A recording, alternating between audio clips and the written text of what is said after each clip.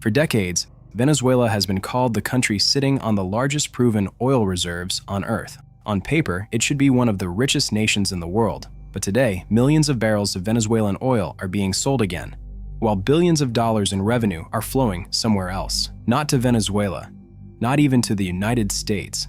Instead, a surprising amount of that money has ended up in a bank account in Qatar. Why would one of the world's richest oil nations be unable to hold its own oil revenue? Who actually controls the money? And if the oil keeps flowing, who is really getting paid? This isn't just a story about oil, it's a story about debt, geopolitics, and why sometimes the most valuable resource in the world doesn't belong to the country that owns it. To understand where Venezuela's oil money has gone, we first need to understand a strange contradiction. Venezuela isn't running out of oil. In fact, according to OPEC, the country holds the largest proven oil reserves on Earth, more than Saudi Arabia, more than Iran, and even more than Canada. On paper, that should make Venezuela an energy superpower. Yet reality tells a completely different story. Back in the late 1990s, Venezuela was producing around 3.5 million barrels of oil every single day. It ranked among the world's largest exporters and generated enormous amounts of revenue. But over the next 2 decades, everything slowly fell apart. International sanctions restricted exports. Foreign oil assets were nationalized, investment dried up, infrastructure deteriorated, corruption spread throughout the industry, and thousands of experienced engineers and technicians left the country.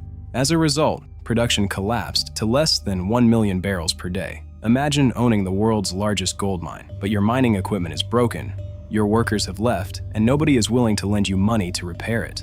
That's essentially what happened to Venezuela. But if Venezuela could barely export its oil before, how did billions of dollars suddenly start flowing again? And more importantly, why didn't that money return to Venezuela? Until early 2026, most Venezuelan oil wasn't being sold through normal international markets. Because of US sanctions, very few countries were willing or legally able to buy it. Instead, the oil entered what traders call the gray market.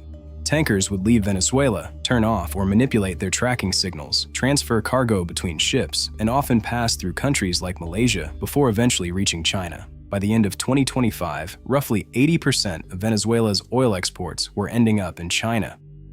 But there was one major problem. China wasn't paying full price. Since Venezuela had very few buyers, Beijing had enormous bargaining power. Some shipments were reportedly sold at discounts of $20 per barrel or more below international prices. In other words, Venezuela wasn't just producing less oil, it was also earning far less money from every barrel it managed to sell. Then everything changed. After the United States intervened and a new transitional government took control, sanctions were partially lifted. For the first time in years, Venezuelan oil could legally return to Western markets.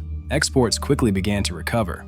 Within just a few months, production climbed from under 1 million barrels per day to more than 1.2 million barrels per day. Analysts estimate that nearly 100 million barrels were exported during the first 6 months alone. At market prices, that's worth roughly $8 billion US.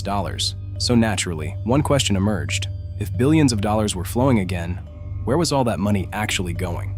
Surprisingly, the answer isn't Caracas, it isn't Washington either. Instead, investigators discovered that part of the revenue was sitting thousands of kilometers away, inside a bank account in Qatar.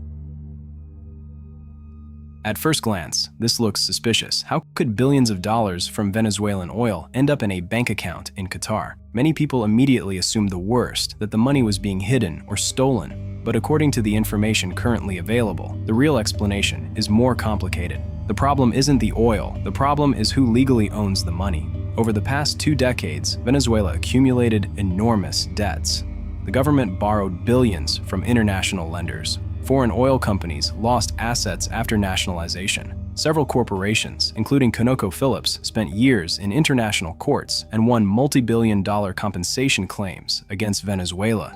Today, those legal claims still exist, and that's where the real dilemma begins. If the oil revenue were deposited directly into the Venezuelan government's accounts, many creditors could immediately ask international courts to seize that money. In other words, before Venezuela could rebuild a single road or repair a single oil well, a large portion of the revenue could already be claimed by creditors. So why not let the United States hold the money instead? Because that creates another legal problem. If the US Treasury officially controlled Venezuelan oil revenue, Creditors could also argue in court that Washington was holding assets that legally belonged to Venezuela.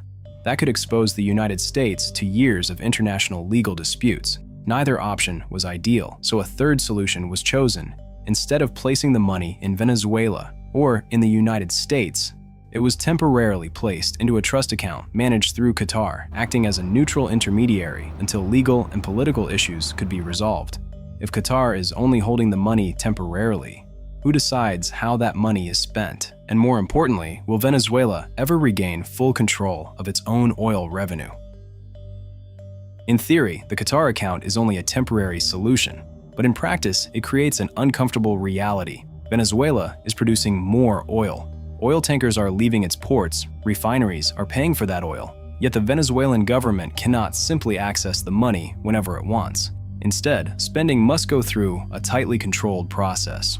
Early reports suggested that when Venezuela needed funding for government operations, requests had to be approved before money could be released from the trust account. Supporters argue this system exists for one reason: to make sure oil revenue is spent on rebuilding the country, not diverted through corruption or immediately seized by creditors. Critics, however, see it very differently. They argue that a country without direct control over its own resource revenue is no longer exercising full economic sovereignty. And that's where this story becomes much larger than Venezuela. It's no longer just about oil. It's about who controls national wealth after a political transition, because history has shown that natural resources alone do not make a country rich. Control over those resources and over the money they generate is often even more important. For now, Venezuela's oil industry is showing signs of recovery. Exports are increasing, production is rising, and international investors are slowly returning. But the country's biggest challenge has never been finding oil. It has always been building institutions that investors and its own people can trust. Without political stability, without legal certainty, and without confidence that today's agreements will survive tomorrow's government, even the world's largest oil reserves may not be enough. Because in the end, the real question was never, where has Venezuela's oil gone? The real question is, who owns the money after the oil is sold?